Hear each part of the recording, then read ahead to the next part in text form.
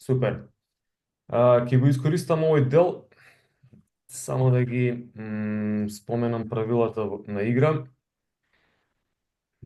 Како беше, Лазе, што одеше, Фолтино беше.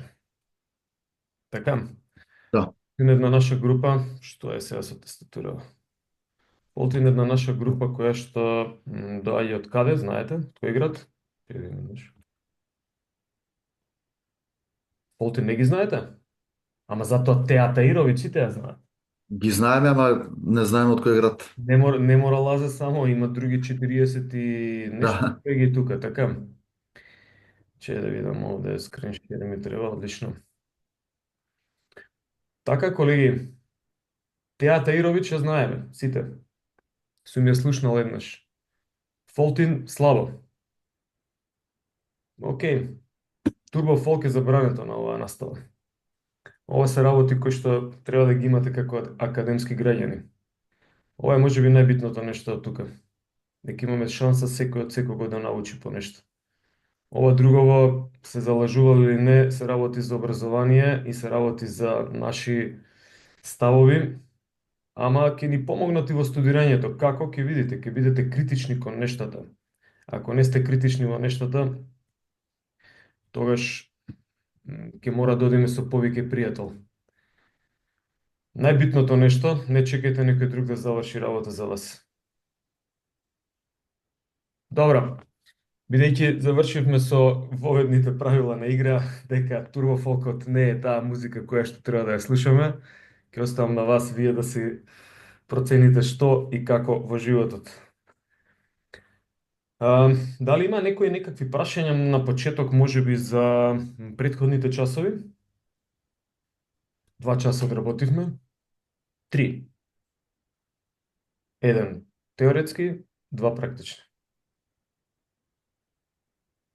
Добре.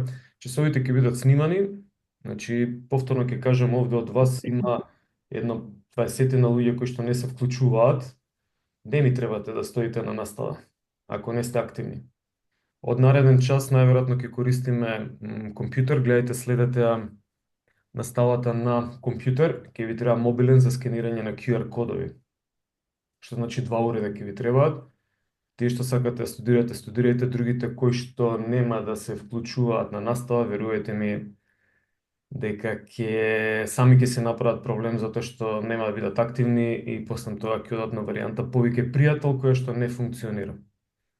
Што значи нареден пат пробајте, имајте компјутер пред вас или следете наставата на, не знам, ТВ на нешто и телефон, сите имате паметни телефони, па можете да креирате, да скенирате QR кодови на нив. 14 минути, доволно е за да може да почнеме. Приметувам дека нема никој од вас што да што да праша. Ако имате слободно прекинувајте ме, затоа што сме заедно на... професоре. Да, може. Ние што седиме во студентски дом и што немаме компјутер, како да ги скенираме кодовите? Вака сега, дали Марко, дали ти полагаше фитнес и бодибилдинг? Да, полагав. Како ја направи семинарската, Марко? Професоре, се вратив дома, ја направив од компјутер и после ви ја пратив. И се вратив пак во Скопје. Значи патував Да, да, да, секој ден разбирам. со Раз, возот. разбирам. Кај живееш? Во Прилеп, професор. Некој ден патуваш? Не е ни битно. Ајде, во Не, ред. не секој ден, ама Видите, презентацијата го требаше да направам. види, јас ја разбирам, значи нема логика секој ден да патувате сега. Да. Само малку. м, Само малку. Океј, супер. Тоа го решивме. Да не должам. Значи, нешто зборувавме за тестирање и сега ние ги нарекуваме движечки способности. Да, човекот кога се движи покажува некоја способност. Покажува и некое умење. Значи, научил да оди човекот. Бебето научило да оди. А бебето може да подигне чаша. Има способност да подигне чаша. Ајде, молам, само потврдете ми дали го гледате целиот слайд или ги Да. гледате она превју. Дали се гледаат и другите слайдови? Сликите ги гледаме, професоре. Што се првите. Значи еден слайд се гледа. Добро, окей. Што се може да се тестира? Ние најчесто зборуваме дека тестираме моторички способности. Се напомнав на првиот час кои се моторичките способности. Тука малку повеќе ќе ги зборуваме и ги напомнам и денеска. Тоа се сила, брзина, издржливост, флексибилност, рамнотежа, прецизност, координација. Мислам дека 7 негде треба да набројам. Но која е целта на тестирање, ќе видиме понатаму, битно дека ние со тестирањето правиме некоја проценка. Значи може да бидат лабораториски тестови, може да бидат теренски тестови, може да бидат тестови на знаење. Например, прашалник добивате или лист хартија и некој да го процени вашето знаење, нели?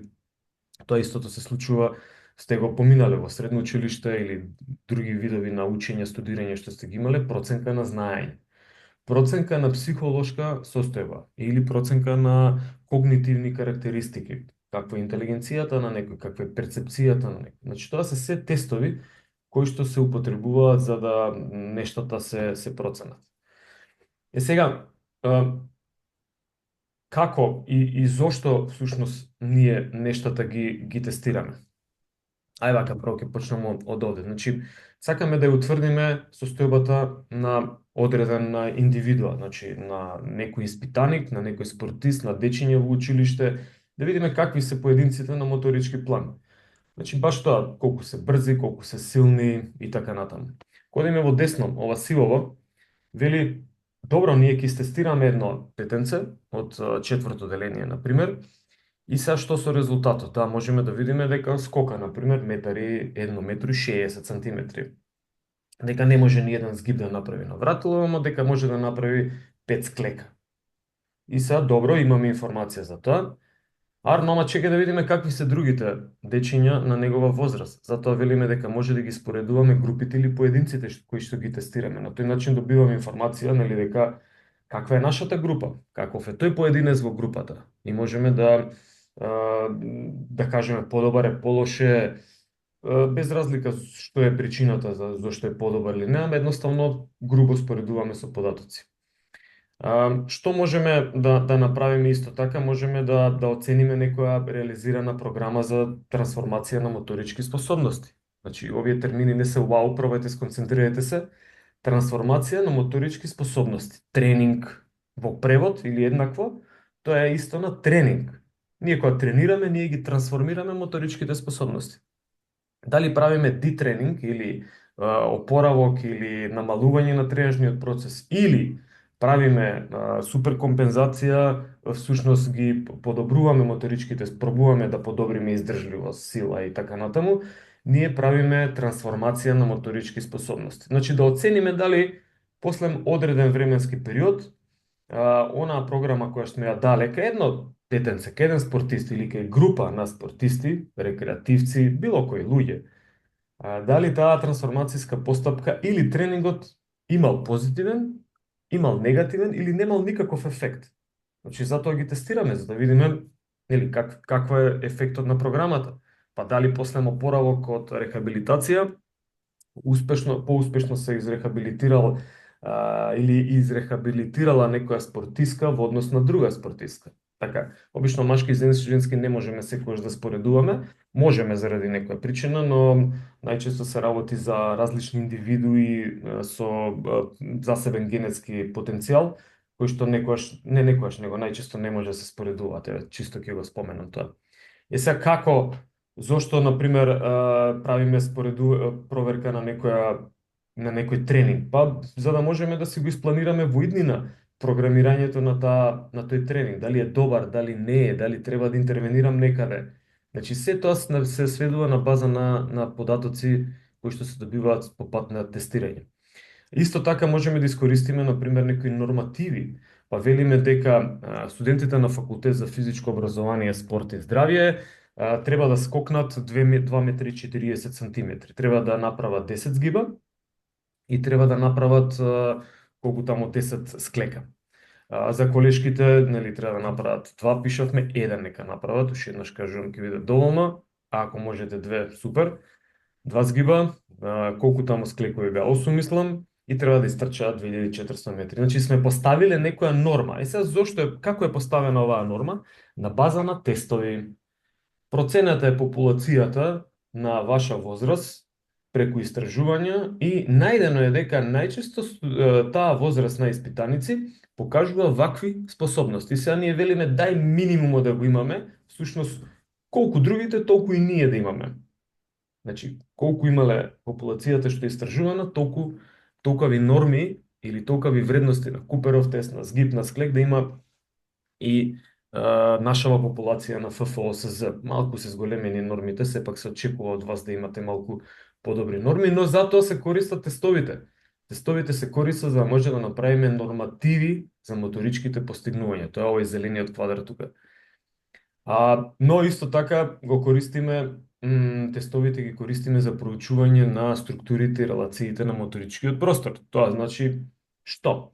Например, дали има поврзаност помеѓу тој што е брз, дали може да покаже дека е и силен доволно. Дали тој што е издржлив е и брз. И така натаму. Значи тоа се некои релациите во моторичкиот простор. Дали имате некој прашање во однос на ова, зошто тестираме? И каде може да го искористиме тестирањето како едукативен процес? Набрав е колку 6 работи. Слободно прашувајте. Чат може би и гледам, ама подобро е да пишете, дигнете рака долу, имате некаде на зумот, зависи од кој уред гледате, имате опција да кренете рака. Океј, ако нема прашање, ќе пробам да одам понатаму. Сега, ова е тоа што го кажав последното, структурата на моторичкиот простор. Малку ќе се задржиме на овој дел. Значи, моторичкиве способности се латентни димензии. И сега, што значи тоа латентна димензија? Латентно значи нешто скриено. Ајде истиот пример ќе го искористам неколку години го кажам. Усейн Болт, го познавате сите, седите на кафе со Усейн Болт и дали знаете колку е тој брз? Ми треба одговор. Не знаеме. Аха, седите на кафе, а од кај знаете? Прв пат го запознавате човеков. Не знаеме, не А знаеме. не Не може да знаеме. знае. Точно, не знаеме. Да го кажав, не знаеме. Се извинувам да не слушнав. Точно, не знаеме. Не знаеме затоа што неговата брзина е латентна, затоа што тој не ја прикажал брзината. Тој ја поседува како капацитет, арно ама кога ќе да знаеме? Кога ќе му направиме тест? Најдобар тест за него за проценка на брзина е 100 метра, 200 метра спринт, така. Тука беше, мислам дека се уште држи некој светски рекорд. Поправете ме ако грешам. Што значи, моторичката димензија брзина, конкретно, кај Усейн Болт, е латентна димензија. Ние не можеме дури и да измериме колку брзо трча на 100 метра, ние каква информација добиваме за неговата способност? Колку е брз или колку километри на час трча? Колку километри на час трча? Точно. Тоа е изведена единица, ние не знаеме тој колку е брз. Особено не знаеме дали е брз на 100 метра, на 200, на 400, на 2000, на 10.000 метри или на маратон. Бидејќи различна брзина се покажува и различен капацитет за покажување на брзина има во овие сите дисциплини кои што ги кажав. Значи, ние кај силата,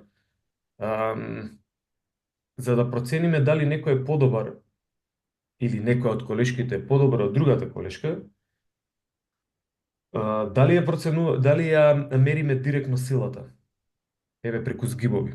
Можеме да кажеме колку е некој силен преку згибови? Не. Не. Точно. Мислам дека треба повеќе вежби да доработиме за да видиме кој колку е силен. Ние можеме да, еве, и преку згибот, можеме да видиме дали постои разлика помеѓу еден испитаник и друг. Арно, ама ова ве наведувам да размислите дека не може да процениме колку е силен некој, затоа што немаме единица мерка за таа сила. Ние имаме број на повторување во згибот. Бенч прес или во фитнес имаме број на крената тежина. Ама тоа се пробуваме преку физичките единици мерки, значи сила, брзина, оние кои што се екзактни, пробуваме да добием време, пробуваме ја опишеме, да ги опишеме моторичките способности. Зошто? Затоа што тие не се гледаат, тие се латентни. Латентно е скриено нешто. Значи, латентен хомосексуалец или хомосексуалка, нели тоа нешто модерно периодов.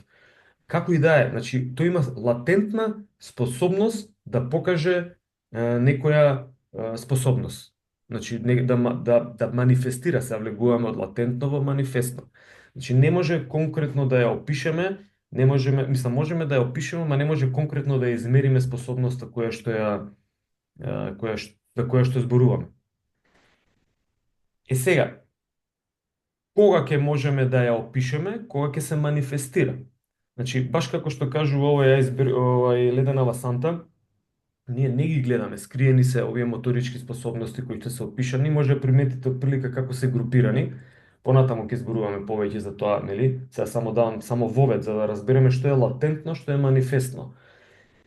Ние ги имаме, ги поседуваме моторичките способности како латентна димензија и тие се латентна димензија се до моментот дека не ги манифестираме. Кога ќе ги манифестираме, тогаш можеме да ги, пазете што ќе кажам, процениме. Не може да ги измериме. Ова е ви испитно прашање. Зошто не може да ги измериме? Затоа што немаме екзактен показател колку е човекот силен. Туку имаме број на повторувања во згибови, пример, имаме бројни стрчани метри во Куперов тест, имаме сантиметри во скок во далечина и така натаму. Значи не можеме како крвна анализа да измериме точно колку број на црвени крвни клетки има во крвта. Моторичките способности, еве, гледате колку пати кажувам, латентни, значи, не ни дозволуваат да ги мериме нив, значи, не можеме да ги измериме, без разлика каков тест ќе дадеме. Моторичката способност не може да се измери, таа може да се процени. И ова е најбитното нешто што сакам да ви го сумирам од овој слайд, дека зошто ги нарекуваме латентни, затоа што не може да се измерат, туку се скриени и може само да се проценат. Што значи преку тестовите ние не мериме. Ајде уште еднаш, преку тестовите ние не мериме способност. Ние мериме физичка величина. Број, килограми, брзина, метри, а проценуваме преку нив каква е моторичката способност. Значи уште еднаш врзете го, латентно, не мериме, проценуваме преку тестовите. Они се во манифестен простор што гледаме, колку е некој брз, колку е некој издржлив, нели, колкава тежина крева. Арно, ама тоа за нас се однесува на некоја моторичка способност. Колку е некој прецизен, значи колку пати може пикадо да погоди во центар или во некоја бројка која што ќе одбере. Ама ние преку тоа не може да кажеме точно дека едно метро е човекот прецизен или дека неговата сила е 100 килограми, не, тој манифестира 100 килограми, ама не знаеме колку е вистинската негова сила. Понатаму ќе видите има многу видови на сила, повеќе апсолутна, максимална, силова издржливост, експлозивна и така натаму, е конкретно за силата, има многу видови на координација, многу видови на издржливост. Но со овој слайд сакам да објаснам, најверојатно знаете, тие што знаат да се потсетиме дека моторичките способности се латентна димензија и не може да се измерат, туку се проценуваат. Имате ли некој прашање во однос на ова?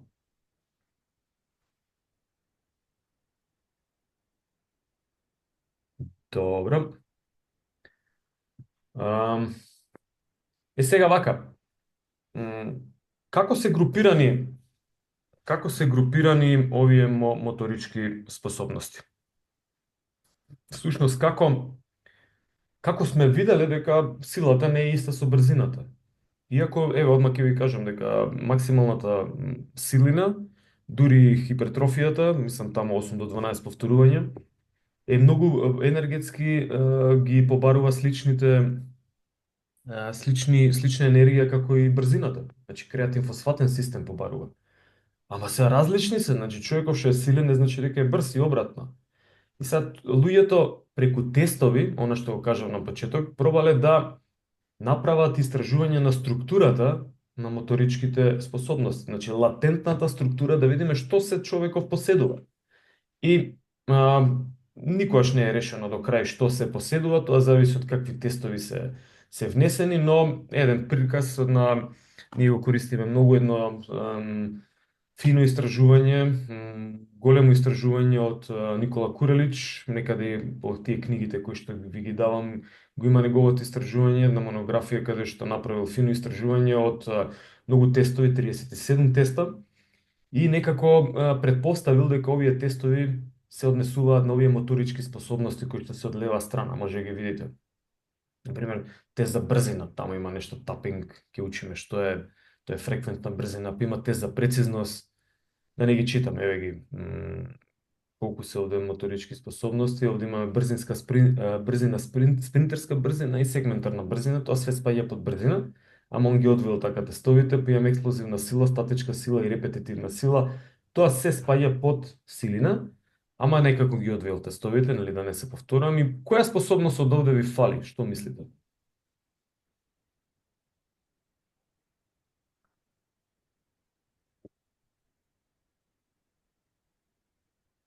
Куперов тест, која способност е пропишана? Издржливост. Издржливост. Не се точно, бидете храбри, Издржливост. кажете, па макар и да е грешка.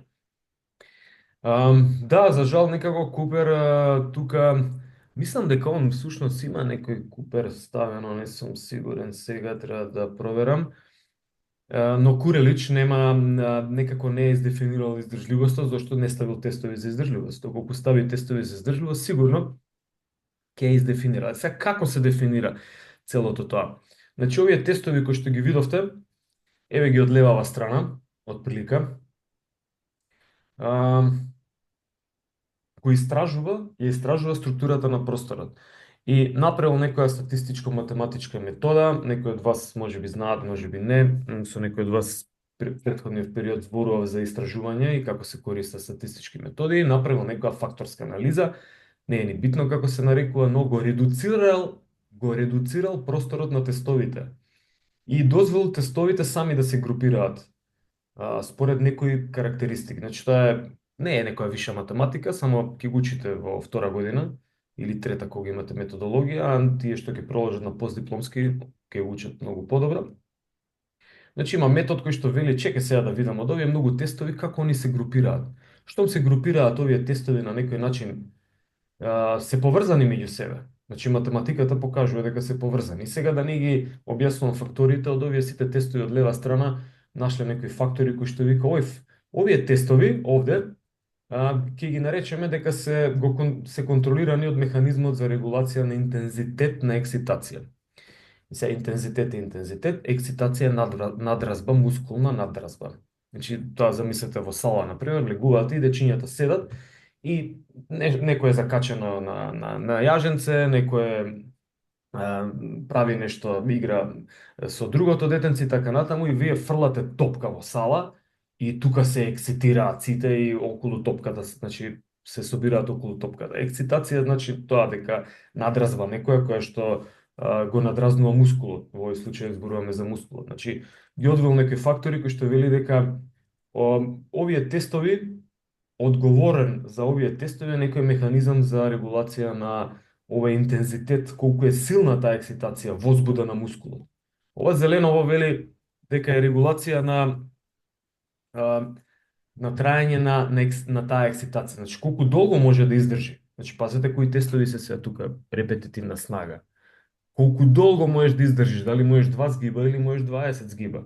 Репетитивна снага на нозе, чучнување и така натаму. Статичка снага на, да не ги редам од левава страна, може да се видат овие сите тестови кои што се одговорни за времетраењето на таа возбуда мускулна или екситација. Во третово вели механизам за синергистичка регулација. Синергизам е нешто заеднички, регулација знаете што е, знае заедничка регулација и за регулација на тонусот. Значи колку исто силно таа слична со интензитетот, ама овде велиме дека има некоја синергистичка регулација, дека се чека да имаме тестови се за прецизност, за рамнотежа се, со отворени, затворени очи и така натаму. Последно, ова механизам за структурирање на движење. Ова е асоцирана координација и може да видите дека тестовите така и се крстени, координација на тело и така натаму. Значи, Ајде да се вратам назад, еве ги на крај излегле уште некои два главни фактори кои што вели дека сите моторички способности кои што Курлиш ги истражувал, главни два фактори кои што помагаат за нивно прикажување е овој механизам за енергетска регулација и механизам за регулација на движењата. Значи, координација, во кратко, регулација на движењата, иако не е точно координација, ама асоцира многу на координација, и енергетските системи кои што нас не требаат за да можеме да воспоставиме тренинг програма. Ова би е основата на антропомоторика. Како да ги регулирам движењата? Ја би кажал како да ги координирам и какви енергетски системи ми треба за да можам да направам тренинг за сила, брзина, издржливост и така натаму. Дали ми треба за флексибилност енергија или не ми треба, ќе оставиме за другиот дел. Но да вратам назад, како дошол до ова? Не само овој истражувач, многу истражувачи, на база на тестови, на база на тестирање и проценка на структурата. И тогаш се докажува дека дека димензиите дека моторичките способности се латентна димензија. Имате ли некое прашање во однос на ова? Океј.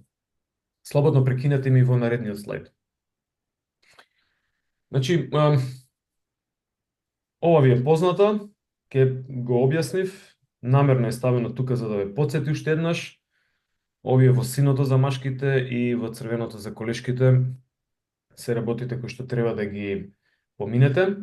Куперов тест имам информација, треба да ги внесам во табела, ќе ви биде достапна табела која што ќе имате на увид постојано, кој колку постигнување има. Јас ги внесувам работите, нештата или тестовите, вредностите од тестовите во табелата ги внесувам јас. Ваша задача ќе биде да пратите слика, како се изведува, како го изведувате тестот, всушност не слика, туку видео. Доколку некој има проблем да прати видео, no проблем, ќе се видиме на практичен дел и таму ќе може да направиме тестирање, доколку сакате.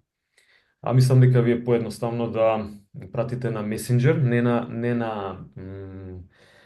не на имейл, туку на Messenger. Добар ден, јас имам изведено правилни 10 згиба на разбој, 10 згиба на вратило за машките, и ме има снимено некој или сам сум се снимал и повелете, проценете дали е добро или не. И сега, дали професорот треба да проценува дали е добра изведбата и дали има 10 згиба или можете вие сами да го процените тоа?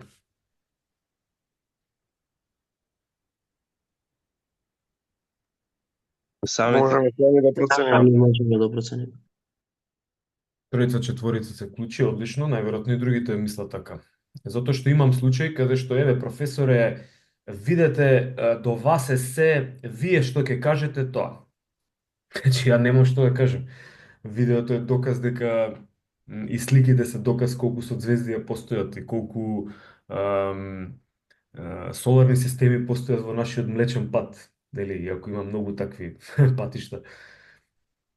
Така да и вие на база на тоа што изведувате, проценете си, првен проверете, смислете, увидете сами или нека ви каже некој дали правилно ги изведувате тестовите и доколку правилно ги изведувате, тогаш можете да направите видео. Повели Андреј.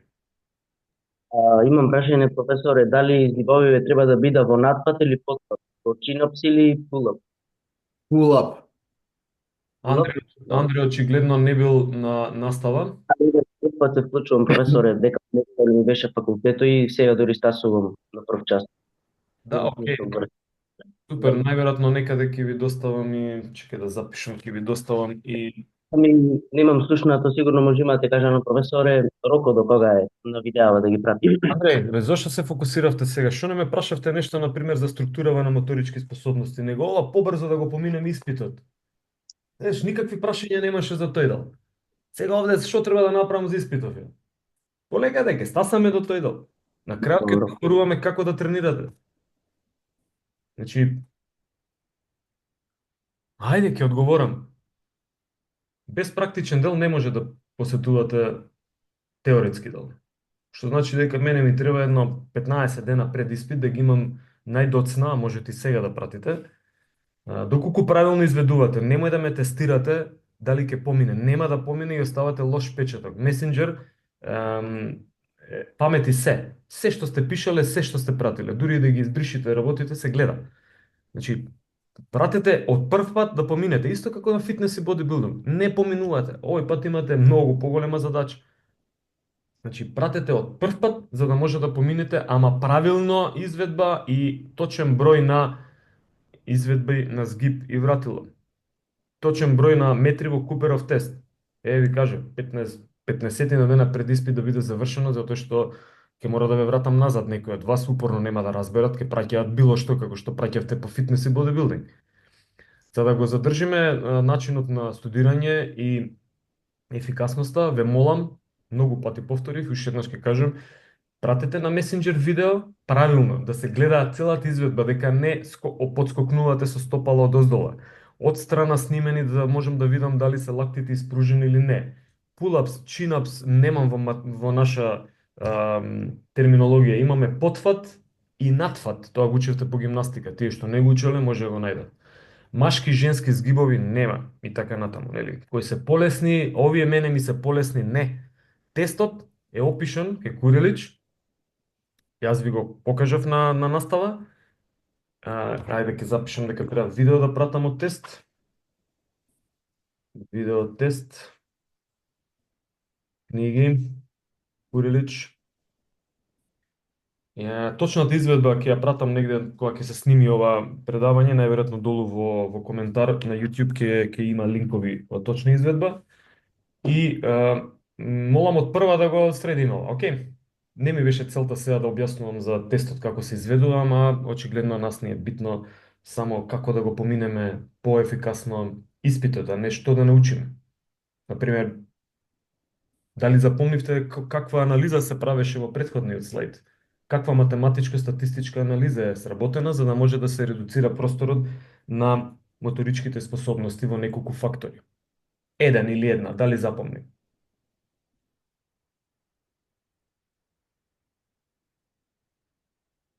Може да констатирам дека никој не запомни. Споменав факторска анализа.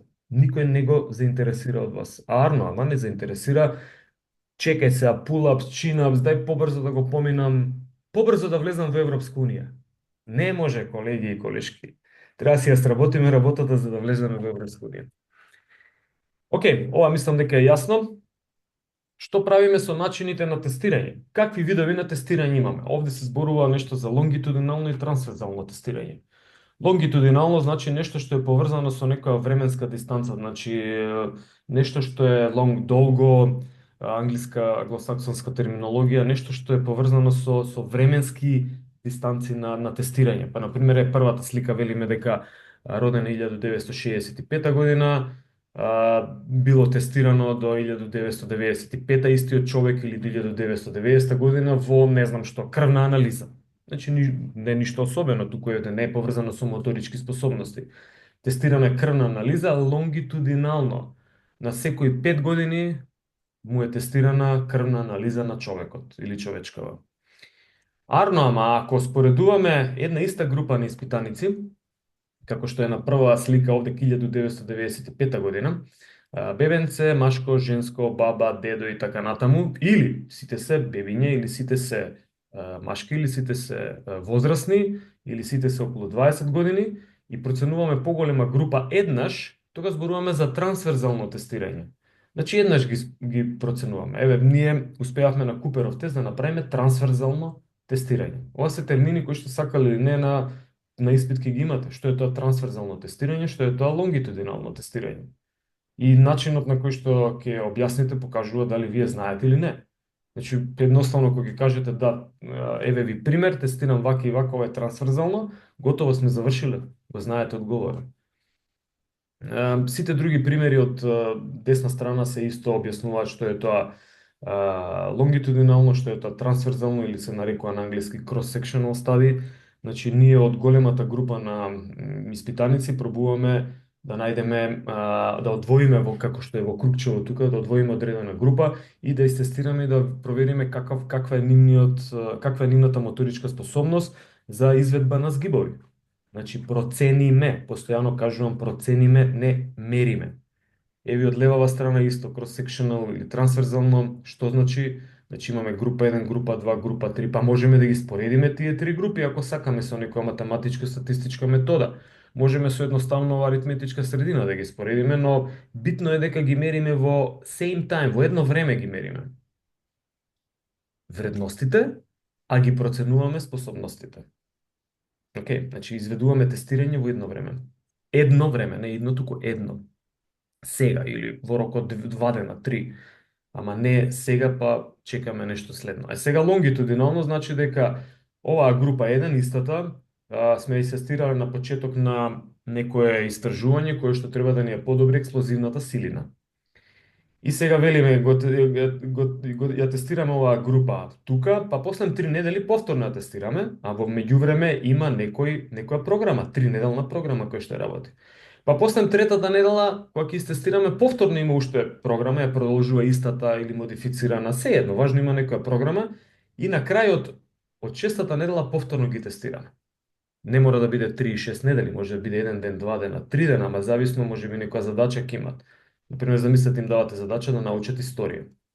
Им го проценувате знаењето денеска и тоа е такво колку што е, со вредност некоја, не знам, 100. Им давате да научат нешто, утре им го проценувате повторно знаењето. И гледате дали е намалено или е зголемено нивното знаење. Така, или е исто. Па им давате повторно да научат нешто, тоа што им давате да научат е програма за вежбање. Значи, програмата не се учи, туку се тренира, ама ја ви покажувам пример преку историја. Морам овака да го кажам, затоа што на испит ке кажат, професоре, вие кажавте дека се учи. Ама да, се учи историја, не се учи тренинг. Тренингот не се учи, туку се тренира, се трансформираат моторичките способности. И така натаму, на третата временска точка, или третиот ден, еве за историја која зборуваме, ако е за експлозивна сила, трета, шеста недела, пета недела, зависно како сакате да го конструирате истражувањето, тогаш можете да, на овој вид на студија се нарекува лонгитудинална студија или долгорочна студија. И така натаму, ова е уште едно примерче од овде, кое што објаснува што е тоа лонгитудинално и трансверзално тестирање. Значи, пазете, трнавме од тестирање, што може да тестираме, доаѓаме до истражувачки момент. И да знаеме како е добиена вредноста за 10 згиба. Како ние може да процениме кој има подобар капацитет, оној кој што направил 10 згиба и не работил ништо, или оној кој што направил 2 згиба, 3 и треба да вежба, па после модерен период пак да направи 10 згиба. За него тоа е за него тоа е лонгитудинално истражување. Со тоа што меѓу првата секвенца на тестирање и последната работел некоја програма, исто и за колешките. Каква програма работеле? Тоа е идејата. Дали имате прашање во однос на овој дел? Нешто? Океј, слободно кренете рака ако имате нешто, некакви прашања.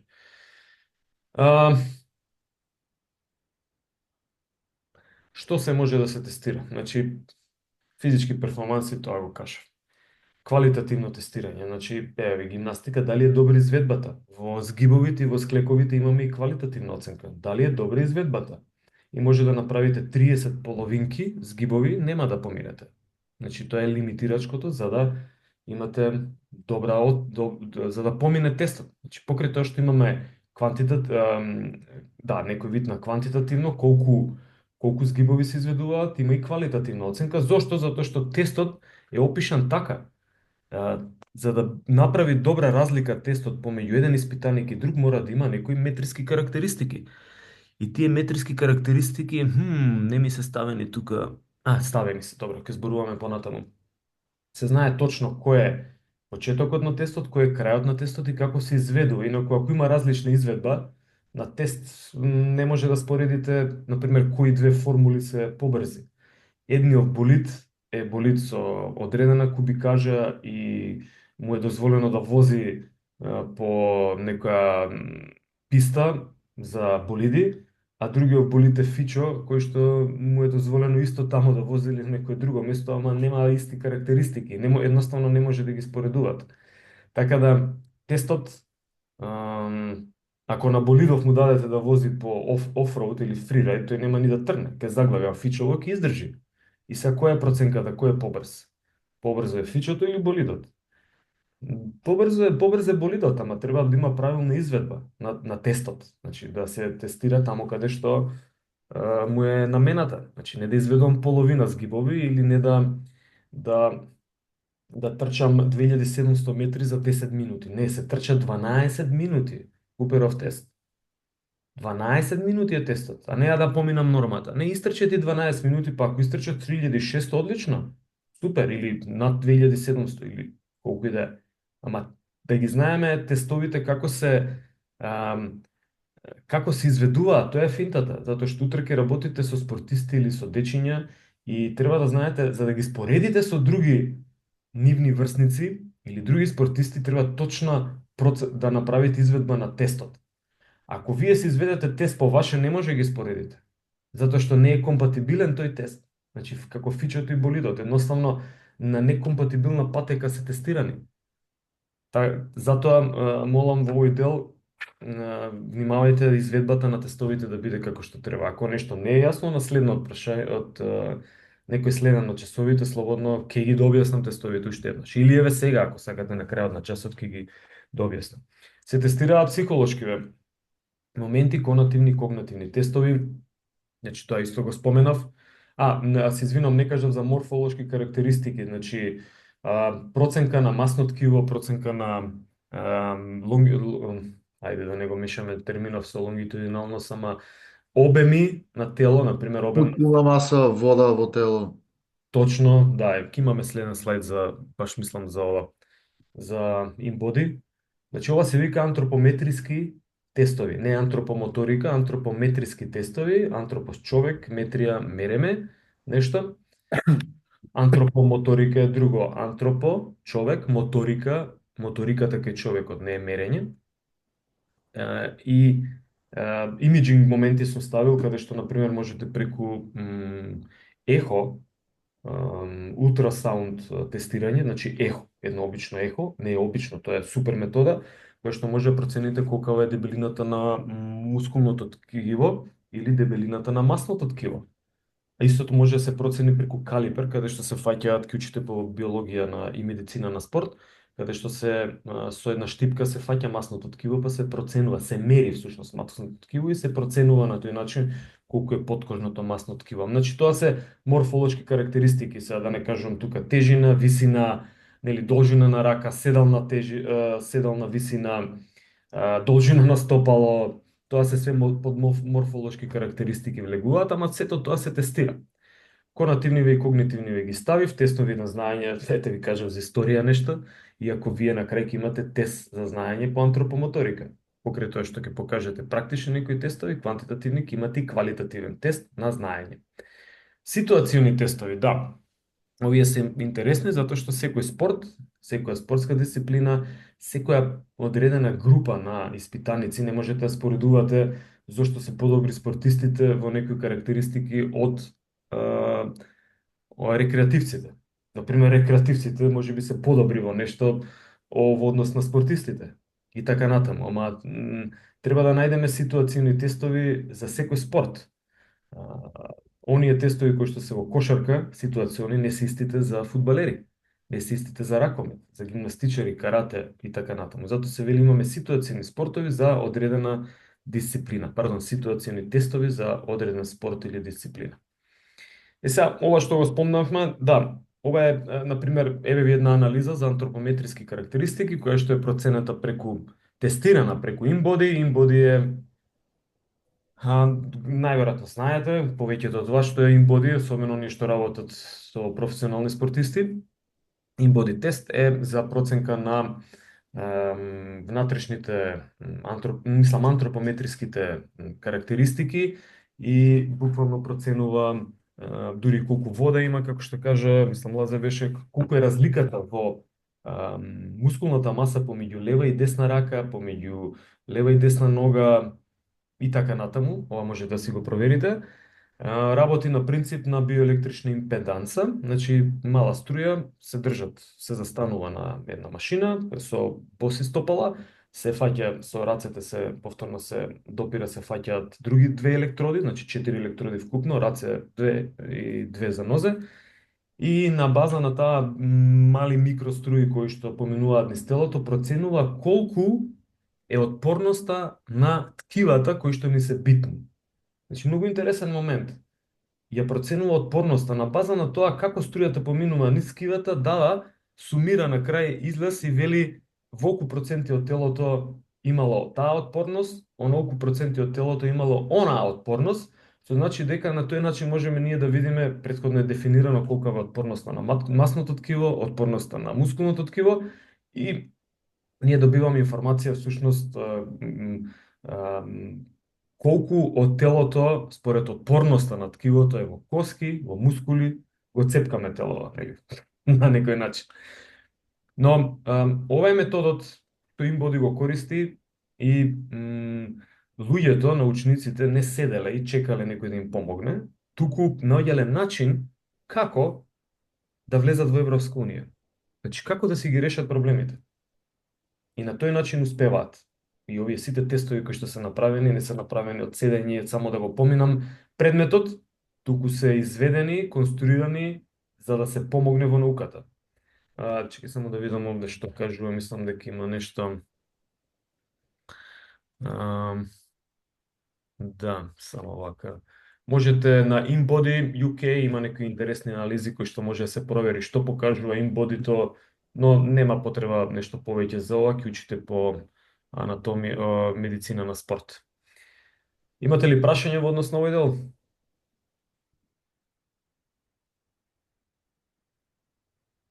Добро. Че да имам да го испукам. Супер. Ај вака ќе се вратиме. Еве, сега и преку слайд ги објаснувам моторички способности и моторички навики. Дали може некој да ми каже колку моторички способности во принцип набројав? 7. 7. Така нешто. А моторички навики? Прашав на првиот час. Зборувавме за овакови текнува. Многу повеќе. Моторичките способности ги објаснив. Моторичките навики се она што може да се научи. Значи да научам двочекор, да научам да скокам со јаженце, да научам да скијам, да научам да играм фудбал, да научам финта во баскет, да научам да паѓам во џудо, да научам да правилна изведба на ката во карате и така натаму. Тоа се све моторички навики.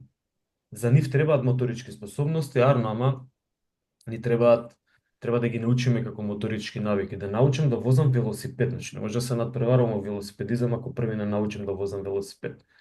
Значи ова е нешто што може да се тестира. И ние како ги тестираме моторичкиве навики? Правилна изведба на ката, така правилна изведба на ковртле на вратило или правилна изведба на некој елемент на партер, наскок на конј и така натаму. Сега, ова е она што сакам да ви кажам за тестовите, дека не се туку така смислени тестови и некој си ги вели сега од денеска скок од земја на гранка и задржување ќе биде тест. Тоа апсолутно не функционира така. Сите тестови кои што ги користиме поминале некои математичко-статистички методи на проценка. За нивната, еве овие најосновни 4 карактеристики кои што ги кажувам туку. Например, дали згибот на вратило навистина проценува репетитивна силина на рацете и раменскиот појас. Дали според тоа математички докажам дека да, од 0 до 1 проценува негде околу 0,9 коефициент, значи со 90% сигурност негде проценува. Велиме проценка, значи пак ќе се вратам, не е точно мерење, туку е проценка. Ама овие мерни карактеристики на тестот покажуваат дали он добар за тоа. Значи дали Куперов тест е валиден за проценка на издржливост и VO2 максимум. Второто е релиабилност. Вели дали кога ќе направи испитаникот еднаш згиб на вратило до отказ и после 2 дена кога ќе направи повторно згиб на вратило до отказ, резултатите ќе бидат исти. Тој во меѓувреме не вежбал. Значи тоа покажува дали е релиабилен, дали има повторливост. Дали при повторна проценка, при повторно тестирање ги покажува истите резултати или блиски, многу блиски сега. Дали е 9,5 згиба или 10 згиба, тука е многу блиску. Особено кога зборуваме за 100 и 101 згиб, нели? Или склек, се едно, или во метри. Дали е 2700 или 2720 метри, тоа е многу блиску, иако и тоа се проценува преку математички статистички методи, но битно е кај релиабилноста дали тестот кој ќе се повтори, повторно ќе покаже исти резултати. Да не биде некој тест што ќе смислиме дека да еднаш покажува едно, друг пат покажува друго. И ние не сме го процениле тестот, не знаеме дали е добар или не. Дали е објективен. Значи, до кој степен ја дефинира таа проценка на моторички способности. Значи, дали има влијание од оној што тестира или на вистина тестов може, например, дали има влијание ако стои наставникот, еве јас стојам до изведба на згипи и не знам, правам пресија дека не можеш и така натаму, некоја психолошка пресија. Тогаш објективноста може би се губи затоа што нели има влијание од тестерот. Дали при проценка на, еве подобар пример, кога се проверува подкожно масно ткиво со оние штипки калипер кои што се нарекуваат, значи мора да го штипне масното ткиво и да види колку е дебелината. Треба точно тестерот или тој што тестира треба точно да знае како да го изведува, затоа што еднаш може да покаже еден податок, вториот пат може да покаже друг податок. Значи дали има објективност при тестирањето. Истото и во згиб. Замислете сега, јас инсистирам на правилна изведба на згибови, друг некој наставник не инсистира на правилна изведба на згибови, а тестот е опишан дека мора да има правилно. И тогаш дали е објективен тестот? Апсолутно не. Дискриминативен дали прави разлика? Значи дали скалата на опис, замислете сега 2700 метри, ние ако ставевме во километри, да не беше во метри. Например, километар 1, километар 2, километар 3. Тогаш сите генерално ќе бевте некаде околу 2 километри за машките и може би 1 километар за женските. Затоа што немаме 1,7 или 2, пардон, и за женските ќе беше околу 2. Ама ние ставаме метри и тогаш наместо да имаме само бројка 2, сите сте истрчале во бројка 2, некој од вас истрча и во 3, мислам, треба да проверам. Ние точно имаме тука дискриминативност, значи разлика правиме поголема. Дека, едни ви истрчале 2320, други ви истрчале 2580, значи точно во метри скалата ја зголемуваме и правиме, може да дозволиме дискриминација. Дискриминација не значи некого да омаловажиме, туку значи да тоа се користи као дискриминација во секојдневниот живот, туку да направиме разлика. И вели не дискриминирај, значи као не прави разлика. Ама во тестовите нас ни треба да направиме разлика за да можеме да најдеме различни, мислам да процениме кој од кого е различен. Така да овие метриски карактеристики кои се зборува за тестови не се туку така тестовите фрлени смислени, туку си провериле, истражувачите си направиле комплетна анализа на тестовите. За Куперов тест ви кажав, Куперовиот тест е проценет, метриските карактеристики му се проценувани на голема група на војници од Кенет Купер и он проценувал, го споредувал тестот, например, со она гасен анализатор на лента, го имавме тамо во првите слайдови некаде, чекај ги вратам слайдовите да видам дали да, некаде во слайдовите. Еве го тестот. Значи со овој гасен анализатор, каде што овој гасен анализатор повторно не тестира точно, туку проценува колку јаглерод диоксид изфрлате. Зошто јаглерод диоксид? Затоа што ние внесуваме кислород, ама не можеме да видиме, можеме да видиме колку ќе внесеме кислород, ама нас ни е поентата, не колку во белодробјото внесуваме кислород, туку колку тој кислород влегува во крвта, можеме да го утилизираме или да го искористиме во крвта. Тоа е целта на Куперовиот тест и на овој гасен анализатор. Овој се нарекува Дагласова вреќа, мислам Стармет, тоа што сега се користат многу понови уреди за тестирање. Имаше некој прашање? Добра, значи Кенет Купер, неговиот Куперов тест го конструирал на база на корелации и математичко-статистички методи со овој тест. Значи, повторно ќе кажам, не е туку така дека го смислил, туку едноставно направил го проценил тестот и пробал да најде какви метриски карактеристики има неговиот тест што го смислил со овие другиве тестови. Така да, кога се зборува за метрискиве карактеристики, ве молам имајте во предвид дека тест и вежба не е исто. Ќе видите понатаму. Ова е некоја, ќе учите по методологија на истражување и на постдипломски, значи некои анализи математичко-статистички кои што ете можат, нека стои тука, чисто не го објаснувам, какви се анализи за да се во однос на групата на популација, во однос на варијабли или тестови, дали една група или повеќе групи, какви анализи се користат, не се овие сите, ама само се набројани тука. Добра. Ајде уште една, за да не биде дека ги прелетуваме работите, а тестирање зборуваме. За издржливост тестираме VO2 max. И не само тој тест. Кога зборуваме за издржливост, можеме да тестираме анаеробен праг. Ќе учиме во темата издржливост, што е анаеробен праг. И сега како се тестира? Мислам, не само анаеробен праг, може да направиме и максимум аеробик спид тест, за да процениме дали некој има капацитет за да трча побрзо, или да е поиздржлив, или е миксан и да трча побрзо и да е поиздржлив. И така натаму. Но да се држиме сега за основниве работи. Видете, овие предавања се информативни. Вие мора да студирате, тоа ви го кажав на почетокот. Студиум значи истражување. Сега, да, за потребите на предметот, 99% од вас ќе го научат, нема да научат, се ќе научат нешто, и тоа ќе биде со влечење, тегнење, ама ќе научат нешто. Ама во иднина, кога ќе се соочите со некои моменти, ќе мора да истражувате, да студирате.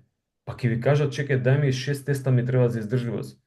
И се не ќе се враќам ја назад на што беше тоа издржливост. Јас знам што е издржливост од антропомоторика. Ама ќе пробам преку истражувања, интернет и базени информации да добиам информација за тие тестови кои што ми се потребни. Или некој да модифицирам некој специфичен тест за издржливост кај кошаркари. Така да тоа се однесува на студирање. Овде кои што се нафрлени, ете се некои од тестовите кои што може да се или како да се истестираат некои моторички способности, значи како да ги процениме. Биодек, ќе видим, ќе видим овде биодек што има. Супер, само да видам. Добро. Например, силата, нели рековме, килограми, изфрлување ако експлозивна сила, подскокнување, скок во височина, скок во далечина и така натаму. Флексибилно се проценува преку аглите и сантиметри, директно преку агол, ама и преку сантиметри, колку се оддалечува едниот лост, ќе зборуваме за флексибилност значи колку лостовите се оддалечуваат, колку дланката се оддалечува од рамото, например, кога се спружува раката. Брзина, најчесто и единствено преку времето. Координација, квалитетна изведба, значи прво квалитетна изведба, после време. Оној кој што побрзо ќе направи некое движење, тој многу има подобра координација. Значи, кој побрзо ќе научи да подскокнува на јаженце со некое движење, тој очекувано е дека има подобра координација. Не знам што е ова ново научено, нешто сум го стел. Прецизно се тестира, ви кажав, со гаѓање со стилет или со меч, например, со прецизна изведба со гаѓање на пинг-понг топчиње, биде нели рамнотежа, задржување на рамнотежна положба со отворени очи, со затворени очи. Фламинго тест имате од батерија на тестови каде што стоење на една нога на една шипка која што е 2 см широка и треба што подлого да задржиш, при тоа да не ја пуштиш другата нога. Значи, многу тестови има, ќе ви дадам и книги на крај на часов, можете си проверите и да видите што се тестира. Например, еве како се користат тестовите. Од деснава страна ќе тргнам. Од деснава страна, ова е еден извештај од Биодекс. Биодекс е изокинетичка машина, изокинетика е изо-исто, кинетика, вака ќе ви го објаснам. Сте виделе, чекај да видам овде изокинетика, дали имам негде. Океј, Биодекс, за да знаеме за што зборуваме. Ќе ми се исклучи компјутерот. Како шут машината у теретана изгледа, Биодекс машината? Да, сега ќе ми ја покажам, морам методски да ја покажам. Затоа што ќе имате... вака се. Значи, супер. Еве оваа машина, ова слика која што ова е Cybex или Biodex, кој што пробува, пардон,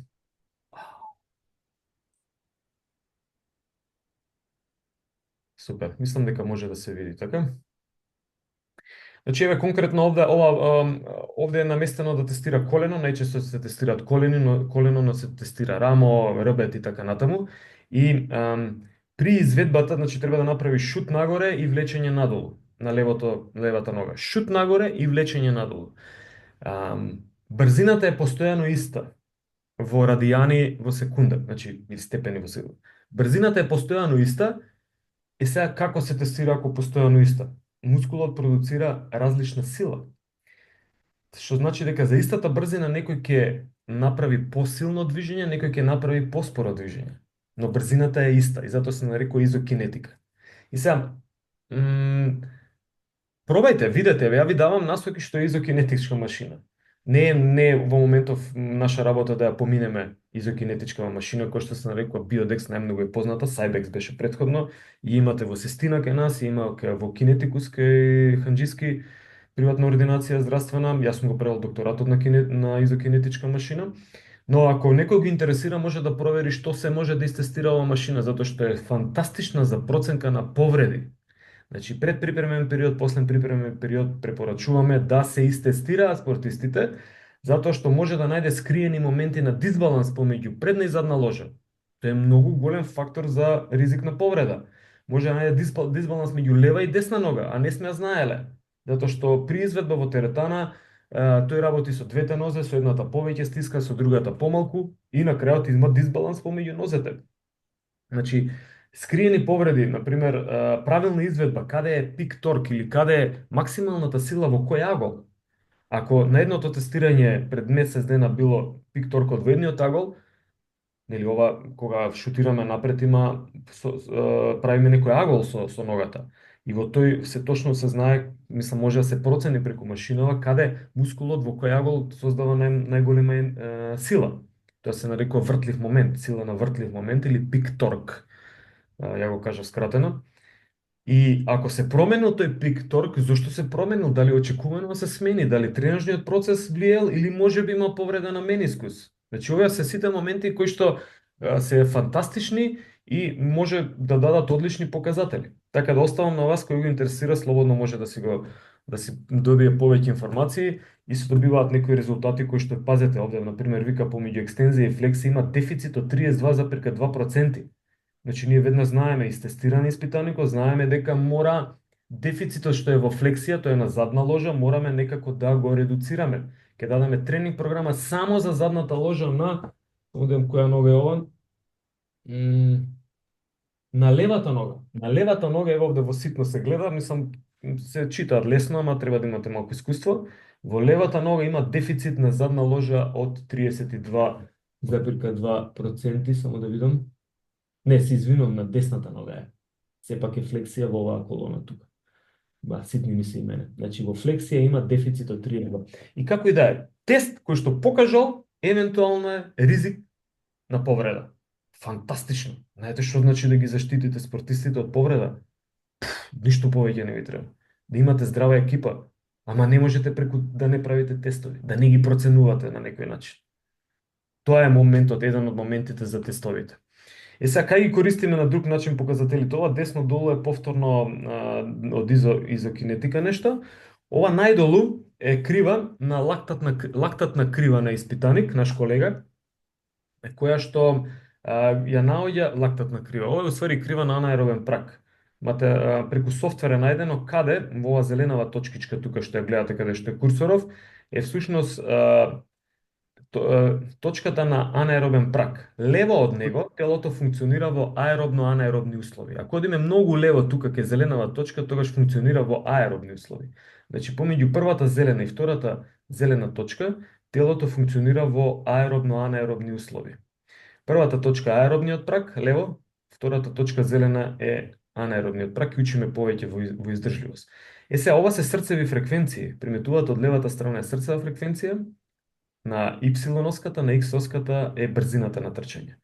Значи, ние бараме срцевата фреквенција анаеробен прак, значи, срцевата фреквенција на анаеробниот прак. Зошто ни е тоа битно? Тоа ни е битно за да, например, знаеме кога да правиме интервален тренинг. Интервалниот тренинг се прави над анаеробниот прак, значи десно, над ова е овде 180 и нешто срцева фреквенција. Да не должам, еве ви едно тестирање во пракса. Значи ја тестирам анаеробен прак и после знам како да направам тест за издржливост. Програма за издржливост. Еден од колегите вчера ме праша за програма за издржливост. Не можам да ја дадам за 10 минути. Без тест. Како? Не може без тест. Па, може би можам, ама треба да имам посебно за спортисти. Нема шанса, затоа што таму е специфика. Нас ни треба специфично, инаку ќе биде, чекај сега, со кој интензитет да трчам, не знаеме. Овде имам срцева фреквенција и знам точно со кој интензитет да му дадам да ги трчи да го трчи интервалниот тренинг. Така да на база на ова ни треба тестирање. Океј, многу на кратко, чекај да видиме овде што вика, зошто се користат тестовите или на каков друг начин може да се користи нешто што е истестирано. Ова е една пример светско првенство, ајде ќе одиме кај жени. Светско првенство во Австралија и Нов Зеланд преку софтвер и видео анализа и дава репорти за статистика во фудбал, позитивни, негативни пасови и така натаму, но имаше за физички перформанси. Физички перформанси од типот на кој колку трчал брзо, која фудбалерка истрчала колку метри, спринтови и така натаму. И сега ова е некој софтвер кој што мене ми беше интересен па го направив, но видете сега на цело светско првенство преку тестирање за нивните физички перформанси ние може да процениме дека од Замбија Лингу Иреен истрчала најмногу 13.316 метри за цело светско првенство. Сега тука е прашањето, која тактика, што, но не е битно, нас не интересира на пример како показател кој најмногу истрчал. Тест имаме, проценето е, всушност овде ајде повторно е проценето, не може и ова точно да биде, дека ова фудбалерка истрчала 13.316. Максимална брзина повторно од Замбија покажала Кундананџи Рашел 33,2 км на час. High speed run и така натаму не навлегувам во овие дистанции, ама ние преку тестирањата можеме да споредиме многу земји, многу фудбалерки, многу земји, да видиме кој во која зона на трчање која фудбалерка истрчала. Значи тука се негде Ирска, најмногу водење поминала, Бронснан. Арно еве банда од Замбија повторно, она трчала најмногу метри преку 23 км на час. Нели? Сакам да ви кажам што со податоците. Ние ги тестираме, а понатаму треба да ги искористиме. Сега овие анализи, например, може да се видат ова е во екстра 120 минути. Во екстра 120 минути, кога имало продолжетоци, истрчала од Шпанија, Абелира Тереса, 15 километри вкупно. И така натаму. Не навлегувам во овој дел, ми е битно само да видите како се користат податоците од тестирање. Што е ова? Не знам што е ова е некоја книжа најверојатно за фудбал кој го интересира можам да дадам. Ова е некој истражување кое што е направено. Да, супер е, ова можам да го покажам. Само малку да го излечам. Вака, значи ние пробавме да тестираме кој од овие три теста дава најдобар показател. Скок во височина, Адалак тест, скок во далечина и скок во OptoJump платформа. OptoJump платформа е, сега ќе ви ја покажам. Значи скок во височина знаете, скок во далечина знаете, само да видам да најдам OptoJumpот. Еве OptoJump. Значи има сензори, ове доле отприлика кои што не знам дали се приметува, ке мене на екран супер се гледам, OptoJump може да побарате, која што на база на сензори може да процени колку е контактот со подлогата, колку е височината за скокање и така натаму. И ние ги проценувавме овие три теста: скок во височина, скок во далечина и OptoJump, да видиме кој од овие тестови е подобар за проценка на, мислам дека беа околу 70 испитаници. Се покажа преку математичко-статистичка метода дека сите од овие три теста може да направат добра проценка за експлозивната сила. Значи, добра проценка, не мерење, туку добра проценка на експлозивната сила. Како го добивме ова? Преку тестови. Што е финтата? Ви покажувам примерче, што се може тестовите да направат. Каде има многу тестови? Збирка на тестови. Збирка на тестови имате, например, на оваа веб страна, која што се вика Top End Sport. Ево, овде сум го отворил Cooperov тест. Имате у фитнес тестинг, all tests, значи многу тестови кои што има до нив, еве нека биде јојо тест. И сега, знаете што ми е битно да ви покажам, дека вие тестови можете да најдете, ама треба да видите дали имаат добри метриски карактеристики тестовите, дали вистинско го проценуваат тоа што треба да го проценува. И на оваа веб страна фала им ептен на дечкиве, они даваат, значи кој го смислил, како го смислил, Банксбой и така натаму, но има и референци, само да видам дали има референци, точно. Еве ги, како се, значи, кај се направени истражувањата.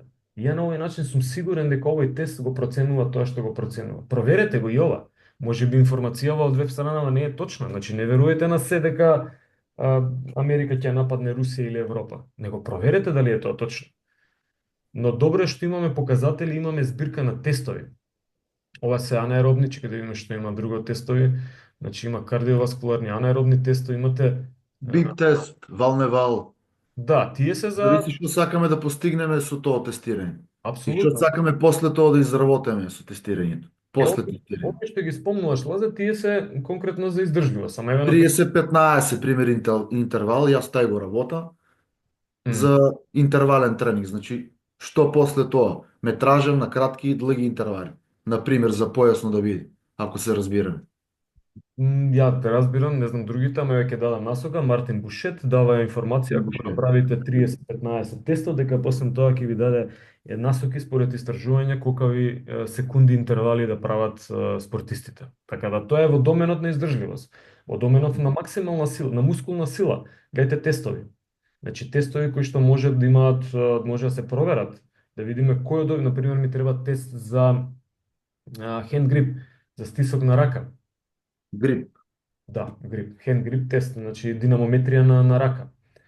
Еве го динамометерот, кој го смислил тестот и така натаму, имате и норми, што значи добри, така, значи супер база на. Ајде, сакате и оваа ќе ви ја пуштам, чекај, Топен Спорт. Ќе ја ставам во коментар. Веб, окей. Ќе ви ставам и оваа веб страна во коментар. Да, што има друго нешто? Например, ова е една EU база на информации, која што се нарекува фидбек и која што има фитнес мапа, па можете да си проверите во која земја, на база на неколку тестови, каква е популацијата. Која популација, прашање, значи која возрастна популација, дали се машки, дали се женски, и еве, например, standing long jump, експлозивна сила, изведба, значи, скокање во далечина, па, например, да одбереме Македонија. Вели Македонија во однос на перцентили не стои баш најдобро, еве Македонија, има 40 до 45 во однос на 100. Ајде да видиме во Македонија. Значи, популацијата, sample size, 1000 испитаници. Вкупна популација во Македонија 2 милиона. 15% се 6 меѓу 19 години. Овој семпл е на популација од 6 до 19 години. Наши колеги го имаат работено од факултет, Сериожа, професорите Сериожа, Ленче, Вуица, Калач, мислам дека беше. Но добра е базава затоа што можете да ги најдете информациите и да ги нешто стиснав. Чекај да видам сега. Што беше? Ова е за shuttle run, ова беше long jump. Ајде long jump, постануваме на long jump. Значи, вели 38% од популацијата ова е систем веќе кој што го имаат направено ниво позадина, ама Excel, обичен, кој што вели популацијата треба 38,5% е препорачано да направи improvement, значи да ги подобри силовите способности за да ги стаса другите земји. А овде вика на 23 строго им се препорачува затоа што експлозивната силина како параметар е битна во животот и за заштита и за нормално функционирање. Океј, значи ова е фидбек една база, ајде фидбек ќе ви дадам. Може би ќе ви користи, нема да ви интересира во оваа фаза, вас ви интересира само како да завршите испит, повеќето. Се извинувам до другите што ги интересира како да научат, но ќе ви ги споделам сите информации. Имате ли прашања во однос на овој дел? Нешто? Не. Како изгледа една листа за тестирање? Значи, некои тестови може и два пати да се пробуваат, ама склек не можете два пати. Ако пробате сега до отказ, ќе ви треба сигурно 3-4 часа да се одморите, за да можете повторно да направите уште еден опит. Ама брзина може, неколку пати.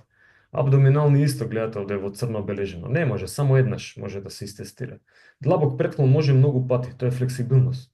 Значи, и што повеќе пробувате, има шанса всушност подобро да покажете длабок претклон, значи флексибилност. Да отидете во претклон напред, ама длабоко. Тесте за агилно шатл ран денес како го истрчате, нема логика да го трчате утре или задутре. Така да оваа листа тоа сака да го покажем. Најдете фит за Еврофит батерија. Најдете инфо, значи некои од тестовите, например йо-йо тестот или овој интерминант тест е дел од Еврофит батерија.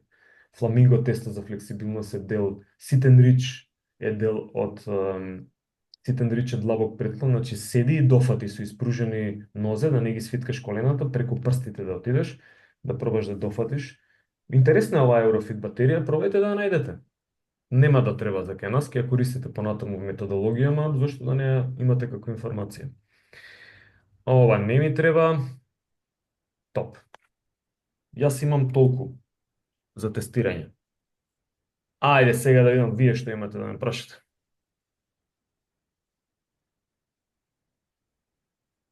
Или може би се ви е јасно што треба да направите за да ги подобрите вашите норми. Забравиме, профе, да спомнеме, значи, пример, некој одреден временски период и пред тестирањето треба да бидеме одморени. Да, супер, ова го кажавме на практично. Значи, ако сакаш да дојдеш на испит и да направиш 10 згиба, и ти доаѓаш дента и пробуваш дали можеш 10 згиба, и после тоа доаѓаш на испит и не можеш 10 згиба, а на почетокот си можел. Зошто? Затоа што си се заморил, ова што го кажува Лаза. Значи, треба телото да е во хомеостаза, да не е потрошено претходно, за да може да покаже максимален резултат во било кој тест, дури и крвна анализа. Па навечер не јадете, после 8, зашто? Затоа што му давате на телото да се смири, да влезе во хомеостаза, за да може утрента да се направи тест на крв. Инаку, ако јадете наутро, шекерите, например, не може да се проверат, затоа што тогаш нивото на шекер во крв ќе биде многу висок на инсулин. Нема да биде веродостоен тест. Точно, така да супер што спомена, кога ги правите тестирањата, ама тоа ќе си процените вие, бидејќи видеа праќате. Треба да сте одморени, значи дајте си еден ден, 2 дена одмор. 24 сата најмалку пред тестирање, поготово ако сме кај пример ајде за Куперов тест. Денеска ќе го истрчеме, утре одиме на тестирање, нема да биде веродостоен, а можеби и нема да се истрче. Апсолутно, точно. Просто и едноставно, да. Супер забелешка, Лажа, одлично. Значи да бидете одморени пред тестирање. Дали ви е јасно што треба да направите за да ги подобрите резултатите во некој од тестовите? Добро, најверојатно ви е јасно, така? Има ли некој што не му е јасно? Значи, стојам тука за да ви помогнам. Знаете ли колку пати треба да трчате неделно за да подобрите Куперов тест, со кој интензитет и колку минути? Еве еден од колегите ме прашуваше, не знам дали е тука. Вчера ми пиша дали може да му помогнам со програма. Јас прашав вчера професор, јас ви пишав за програма кај едно момче да речеме, кое што може, Колега, кое што сега во моментот колега, да се задржиме за кај нас. Дали вие го истрчавте Куперов тест? јас не, го немам истрчано бидејќи не дадов на час. Добро. И вие, колега, наместо 2700 метри имате истрчано 2000 метри, бидејќи се срама другите да прашат и после ќе испадне професорот не им кажал што треба да направат. А всушност преку антропомоторика треба да научите како се тренира. И сега, имате ли идеја што ќе прави, ама не мора Лаза да биде, Лаза ми е јасно дека знае. Што ќе прави, што треба да правите за да колегата стаса до 2700 метри? Како ќе тренира? 12 минути, 2700 метри.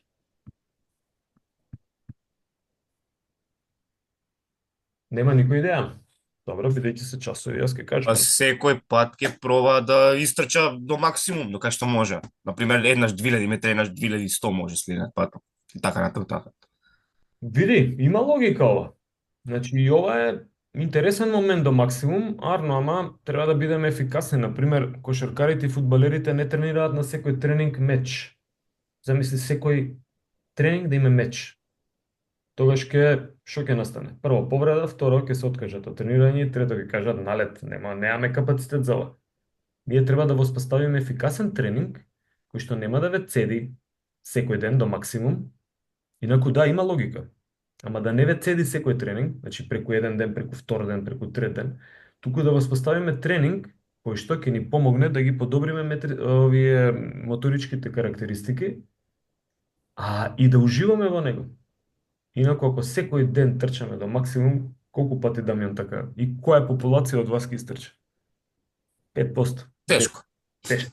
Значи во старт програмава како вика, ќе си најдам друг фитнес тренер. Овој не врши работа, претерува. Ќе го дадам на Хелсиншки комитет за човекови права. Ме уништи. Мене ме давале спортисти. Ама тоа се спортисти. Што би направил јас? Например вака. Еве би... Ајде, Андреј, повели.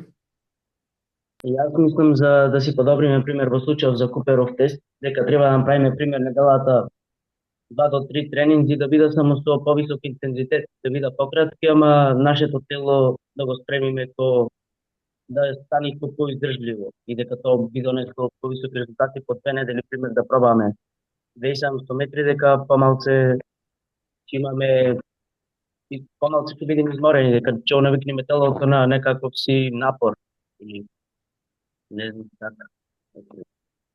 Добро, тоа се окей насоки, обем, ајде време трајање ќе пишем. Волумен е многу битна работа. Еве го обем нека биде. Да. Обем, волумен, време трајање. Ај вака ќе трнеме. Од овде првин. Па така се гледа ова што го пишем. Супер. Овде ќе пишеме Куперов тест. Ако ова не е вулгарно Куперов тест, туку ова е издржливост дека подобрувам. А овде ќе пишем згибови. Ајде бе. Сега, ќе дојдете на испит. И на испит ќе ве прашам, било кој од професорите ќе ве прашам, како се подобрува издржливост. И знаете кој одговора во 90% од случаевите? Со одредени вежби. Значи тоа не е одговор. Тоа е општо. Ја ќе ве прашам со каков интензитет треба да се работат вежбите за сила. Со одреден интензитет. И сега замислете дека имате, треба да одите на лекар, не дај Боже, и докторот ви кажува земете одредени таблети. А колку пати да ги пијам овие одредени таблети? Па пи ги одредено време. А колку таблети на ден да пијам? Па пи одреден број на таблети. Што ви кажал докторот? Ништо. Истото и тука. Значи, вие сте доктори, ќе бидете лекари и вие треба да знаете како се програмира еден тренинг. И треба точно да го знаете дозирањето.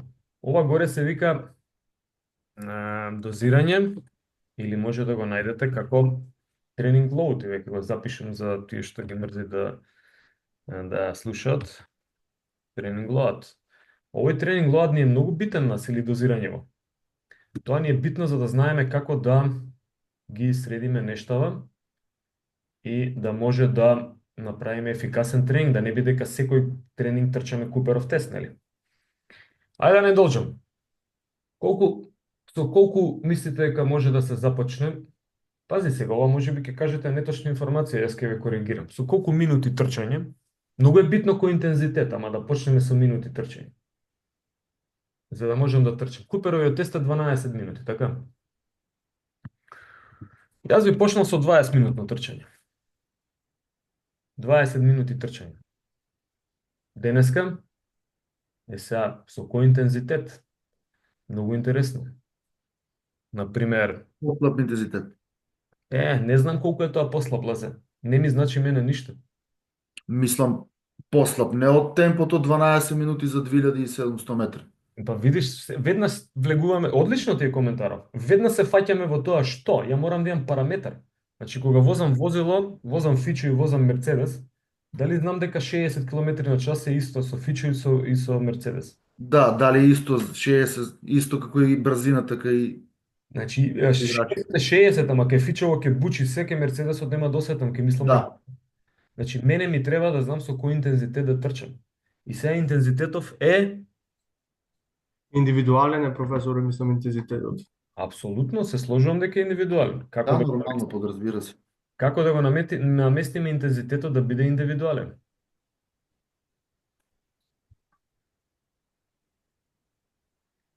Ајде. Интервали.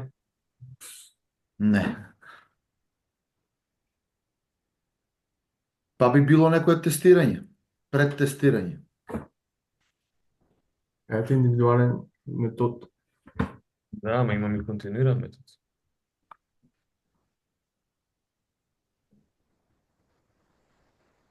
Така е континуиран нешто на овде, континуиран метод. Сега што правим? Имам еден ваков, еден таков. Затоа не можев да му одговорам на колегата вчера што ме праша, дај ми некоја. Не може, што да ви дадам? Трче волку и волку, можем, ама ја не го знам испитаникот. Не знам каков е, за кое детенце се работи, има искуство од трчање, нема искуство. Немојте да зимате од чат GPT готови програми. Значи не зимајте, он може да ви каже на таа и таа возраст да трчам толку и толку. Ама вие сами треба да научите што треба да направите.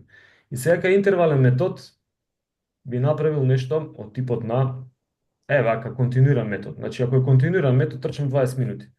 Ако е интервален метод, тогаш би направил, например, да трчам 4 пати 5 минути. Повторно сум во 20 минути. Во 20 минути. Океј, че континуирано, овде нешто ми грешам, бредам да ми грешим. Добро. И сега, ај отприлика го имаме, 20 минути дека трчаме, интервален метод рековме дека е 20 минути, така, го ставам овде, а ова континуиран ми е интервален, пардон, обратно, континуиран 20, интервален 4 пута 5 минути. Дали може да биде ова 3 пати 6 минути? Може. Дали може да биде 2 пати 10 минути? Може. Ама зошто го правим интервален метод? За да интензитетот ми биде кај интервален метод над анаеробик threshold. Значи, пази, овака, изгледате се го шеднаш. Значи, над анаеробик threshold ми е битно да биде за интервален метод, зашто ќе зборуваме кај издржливост. Мислам дека следна тема не е издржливост. Ама зашо да не искористиме и тука сега, за да почнете да тренирате? И сега пази, имам обем 20 минути. Прв тренинг. Може да одберам интервален метод или континуиран метод. Над анаеробен прак. Колку е над анаеробен прак? 220, ај вака ќе го пресметаме. 220 минус број на години, колку имате вие? 20 години отприлика. Тоа е равно на 180. Тоа е вашата максимална срцева фреквенција. Прак. Треба анаеробниот прак е АТ е равно е поголемо. Чекај вака како беше, само да едам поголемо. АТ треба да е поголемо од 90% од максимална срцева фреквенција. 220 минус 20, 180, не, мислам. Да, бе, Грене, видиш, зборувам со сат и пол веќе. Точно. А 90% е 180. Таму ми отиде памет. Тама си пресметаме. Да, во право е, не беше МСФ, него... сега, тоа би требало да биде отприлика колку проценти, колку ова срцева фреквенција? 180, над 180, така? Ама не да биде 220. Да, тоа ми беше зборот, да не да биде 195. Пази сега, ова се што го зборувам, овие три овде што ги зборувам, се за интервален метод, само. Ни вршат работа. Да, кратко и насоки ви давам. Може би ќе ви биде збунето све, ама еве нека стоја тука, изгледате го уште еднаш, следен пат ќе зборуваме за издржливост.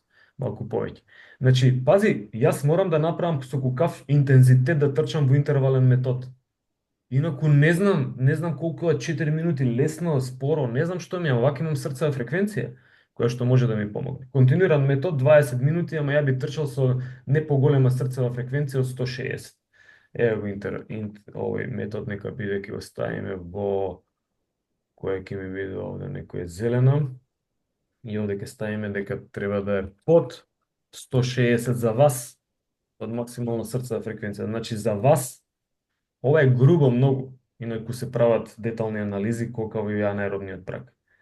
И сега колку пати неделно? Што мислите? 2 до 3. 2 до 3 пати неделно. Одлично. Нека стои ова овде. И сега имам ја отприлика некоја програма која што можем да работам. 2 до 3 пати неделно трчам. Еднаш интервален, еднаш континуиран. Еднаш интервален, еднаш континуиран. Значи тоа се 4 пати, ама ја ќе трчам 3 пати. Можам да ги трчам само интервален. Можам да трчам само континуиран. Со интервален метод ќе има малку подобро, повеќе подобрување. Зошто ви кажам? Затоа што е проверено преку истражување. Колку недели да трчам? Трчете 3 недели и после тоа направете тест, Куперов тест. Истрчете да видите дали се подобрува или не. Не се подобрува. Супер. Одам. Се вака. Морам да кажам овде дека првата недела ќе биде 20 минути, втората недела ќе биде 25 минути. Третата Прогресија мора да има. Извини, профе, да. Да, третата недела ќе трчам 30 минути. Па ако правам интервали ќе бидат колку? 115-30 интервал би почнале. Да. Мислам ќе бидат само интервалите не интересираат. Ќе бидат интервалите 7 по 4 28. Значи ако се по 4 минути 7 до 8 интервала ќе бидат. Многу е битно да ја следиме срцевата фреквенција помеѓу интервалите. Значи треба да падне на 130-140 за да тргнеме со следниот интервал. И на овој начин, ова се што го кажав и слушате го уште еднаш, вие ќе имате ефикасен тренинг. Значи нема да биде секој ден Куперов тест.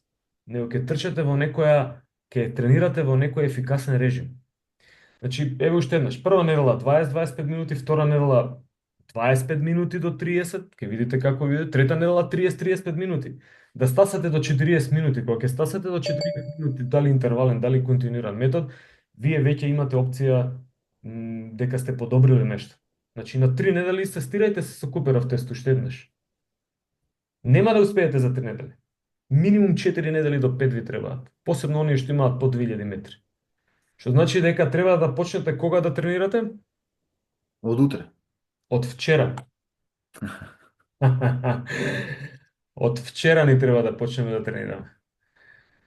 Океј. Дали е отприлика јасно за Куперовиот тест? Како се тренира? Јасно. Не е многу. Збункавме. Јасно. Наредниот час ќе биде да објаснето. Христијан, ова не можев да ти го објаснам. Ќе ти пуштам програма, ама не знам како да ти ја... Не е методски да ја пуштам програмата. Сосема е доволно, професор, ова е некоја кратка насока по која што може да се водам, затоа што ја тоа што треба да го средам, не треба да биде точно до минута и не може да биде точно затоа што јас не сум го правил никогаш тоа до сега. Не ни очекувам да биде точно, меѓутоа пак некоја моја размислување. Океј, и слушај го и наредниот час, следен четвртак, таму ќе зборуваме за издржливост и ќе стане малку појасно. Океј? Да. Прашај го и чат GPT. Шта ти кажа? Професоре, не може да ви пишам на вас ако се ориентирав по чат GPT. Верујте ми дека дава точни информации, значи страшно колку добри информации дава. Ама ја не сакам да му верувам за некои моменти, за други моменти му верувам. Туку органски, од тренинг во тренинг се менува програмата за луѓето. Не можете вие само да му дадете програма, особено од детенце, нема да истрча. Треба со него да бидете, си правите муабет, ако му е тешко да видите дали може да зборува. Можеби ќе се случи после 5 минути да не може да трча веќе. Тоа чат GPT не може да го процени, ниту па ја, мора до него да сум. Значи, многу е деликатно, особено, не разбрав дали е дете или не е битно, особено ке помладите. Кај ке трчи? Ја, например, би ги носел на водна. Додека си одиш на водно си правиш муабет, а континуиран метод. Има повторно дишење, издишување, VO2 максимум подобрување. И има трансфер во трчањето. Ке има подобрување и во трчањето. Така да, можете и тоа еднаш неделно трчање, а ставите си водно, например, еднаш-два пати неделно. Ама да има над 30 минути одење. Одење над 30 минути. Различно е од трчање. Трчање има механичка компонента поголема. Има одскок, доскок. Повеќе вати се трошат. Кај одење не. Што значи треба подолго да биде. Добро, за да не должам, пошто веќе не фаќа скоро 2 часа, ќе гледам до 1 час да бидат предавања. Згиб. Како ќе подобрите згиб? Обем. Колку згиба? Ајде колегата што беше со Куперов тест. Сега доаѓа твоето. До отказ, секој пат. Секој пат до отказ. А уште еднаш. Секој пат до отказ.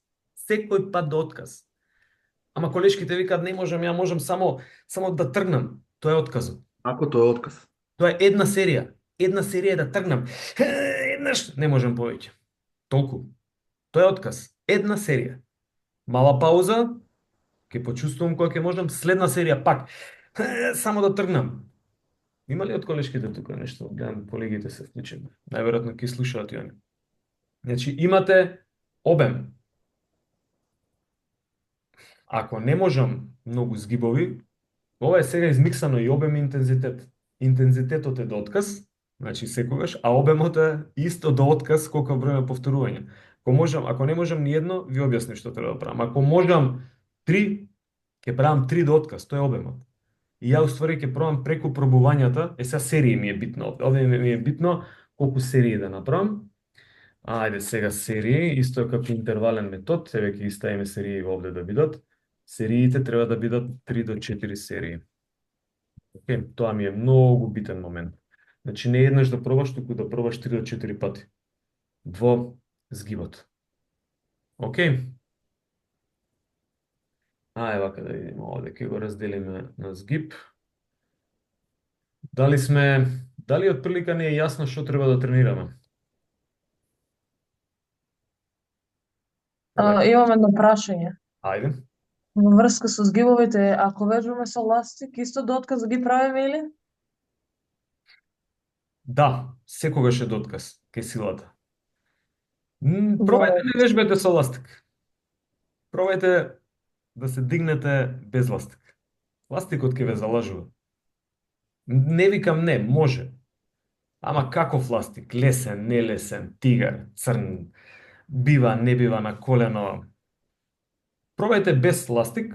Ако не функционира, ставете барем на еден тренинг ластик. Ама колку пати неделно треба да се работи?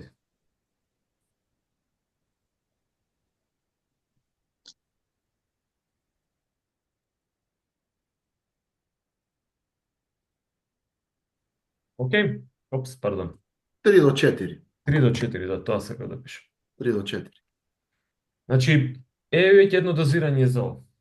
Може ластик, значи види, може да правите исклекови, ки има трансформација. Може да вежбате во фитнес, ки има трансформација, ама кошаркарот тренира кошарка, одбојкарот тренира одбојка, кој што му фали згибови, тренира згибови. Значи, тренирате згибови до отказ. Нема да имате никаков проблем. Ако те фрустрира, Лиле беше, ако фрустрира дека не можам да направам еден, стави ластик. Например, ќе пробам 2 пати да направам до отказ без ластик и после ќе направам уште 3 до 4 серии со ластик до отказ. Океј? Со тоа што учете ги движењата да бидат цели. Испружени лакти, спуштени. Испружени лакти, скроз брадата да помине над пречката. Океј сме со ова? Да, океј. Приметувате за склекови, не кажувам ништо. Професоре, да прашам нешто. Ајде. Околу згибовите, дали некој што не може да направи згибови, може да прави, пример, негативни згибови или австралиски згибови? Само новозеландски со потекло од абориджините. Добро. Само да, Разбраме? само да прашам, професоре, за... Андреј, не извртувајте, згиб е опишан Теска Курелич, го покажав на предавање и Добро. очекувано е да се истестирате во згиб. Инаку може да истестирате и брзо возење со болид Формула 1 во Будимпешта. Така, Прашањето ми беше тој што не може да прави згибови, дали преку овие вежби може да дојде до правилен згиб? ме праша за вежби. Да, Ја те разбрав за тестови. Така не, за вежби. може да се истестира. Може со негативни, точно. Значи, ова е супер прашање. Може колешката Лиле, ако не може, може би колешката може, да застане со брадата над пречката и да проба да се бори како се спушта телото надолу. Ова му е супер констатација на Андреј. Значи, може и на тој начин. Точно. Тоа се вика ексцентрична контракција, кај Зациорски одлично објаснета, и ексцентричната контракција е многу силна контракција. Таа се користи во скокови каде што има екстензија и да не навлегувам, ќе зборуваме. Може. Што беше другиот пример? Австралиски згибови, не знам. Австралиски згибови. Не знам кои се. Кои се, Андреј? Имаме низок згиб, ниска шипка поставена поблиску до земјата и се спуштаме долу и така се У, Не пол, знам у дали. седечка положба мислиш, Андре? Може. Може ќе Да. помогне, најмногу ќе помогне лат машина во фитнес и бодибилдинг сала ако одите и тогаш ќе наместите тежината да кренете на пример 3 до 4 пати до отказ, повторно до отказ, значи лиле лат машина еднаш, два пати до отказ, три пати, четири пати да не можам. Тоа е отказот, да не можам. Предпоставам дека сте сите здрави, нели? Значи, така може да вежбате 3 до 4 пати. Секој тренинг имате подобрување на таа тежина. Секој тренинг. И сега вие може финта да наместите за 10 згиба да вежбате до отказ и да зголемувате тежина, или постојано со истата тежина, ама да е близко до вашата, да пробате, да работите до отказ. Тогаш повторно ќе има подобрување. За две различни силови се зборува. Едната е максимална, едната е репетитивна, ама тука се блиски, се имаат корелација. Андреј, втор пат, добра забелешка.